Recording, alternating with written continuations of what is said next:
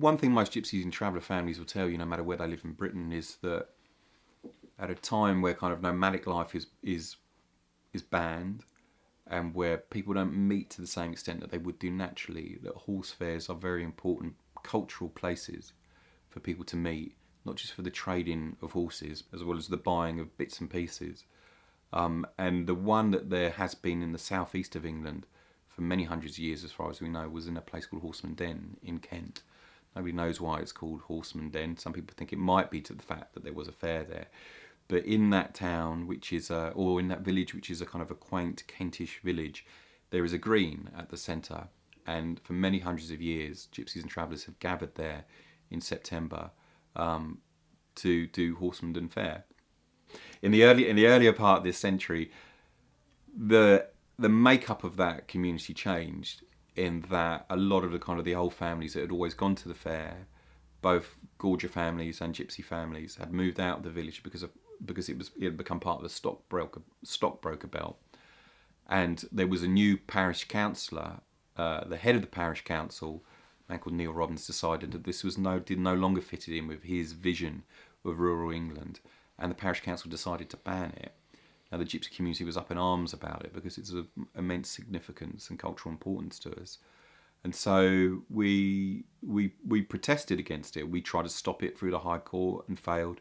But the day before, they put a police exclusion zone up around the village to stop gypsies and travellers coming. We snuck, and I say snuck because I don't know how you can sneak with a horse and wagon, but we snuck a horse and wagon inside the police exclusion zone and camped in a field opposite the village green. And so when the fair day came, they stopped vehicles coming into the village, but they couldn't stop us, and they didn't stop people. So we protested and managed to keep the fair going, because legend has it that as long as there are some horses on the green, that it'll never be extinguished, and that's what we managed to do. And over the next couple of years, by speaking to the council, by speaking to the county council, by maintaining actually that we had a cultural right for that horse fair to come back, we got the horse fair back.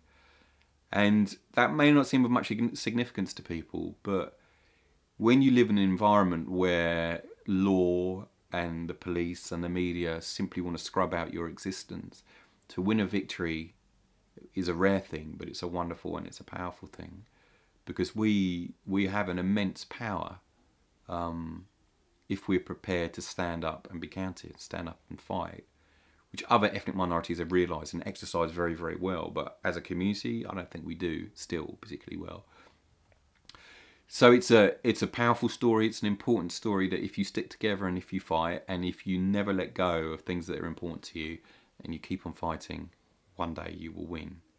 It's really important to celebrate gypsy and traveller activism, but also the history of gypsy and traveller activism, because the stuff that we do with our short time on this earth is simply standing on the shoulders of the people that come before us. And it's something that we have to keep going to pass on to those that come after us. And each generation has to fight these battles anew in order to keep it going.